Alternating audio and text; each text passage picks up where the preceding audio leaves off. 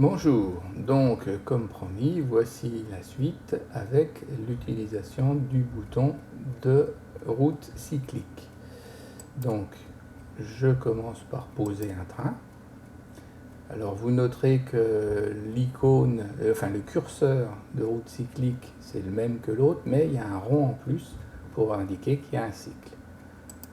J'ai démarré exprès d'une zone, d'un réseau vide pour montrer qu'on peut aussi poser un train avec une route cyclique. On n'est pas obligé de le poser avec une route simple. Donc là, je commence par faire une première route et je vais dire qu'il y a 3 secondes d'arrêt ici. Je clique droit, après je reprends une deuxième route qui est la suite de la première et je valide cette route là. Là je vais mettre 4 secondes d'arrêt, je valide et c'est fini puisque la route redémarre par là où elle avait commencé. On a fini le cycle. Donc si je lance le train comme ça, le train fait son arrêt premier et fait ses 3 secondes d'arrêt là, puis il va faire ses 4 secondes d'arrêt. Jusque là c'est comme avant, mais il a mémorisé l'itinéraire et il s'en rappelle et il continue. Voilà, 3 secondes. Donc là on a bien un cycle. Alors là c'est 2 boucles de retournement face à face, ça peut très bien être un ovale, ça pose aucun problème. Voilà. Donc maintenant je vais décider, voilà, je continue et je vais m'arrêter. Donc pour m'arrêter, j'arrête définitivement le train de façon manuelle. Voilà. Bon là, il attend ses 3 secondes. Et j'utilise, maintenant qu'il a arrêté, par exemple le bouton des routes simples, je fais un clic, 2 clics, et tout s'efface. C'est-à-dire qu'il a tout effacé les itinéraires cycliques, il ne se rappelle plus de rien. Il ne reste plus que la zone occupée par le train actuellement. Donc maintenant je vais montrer un autre exemple de route cyclique. Je vais par exemple aller ici.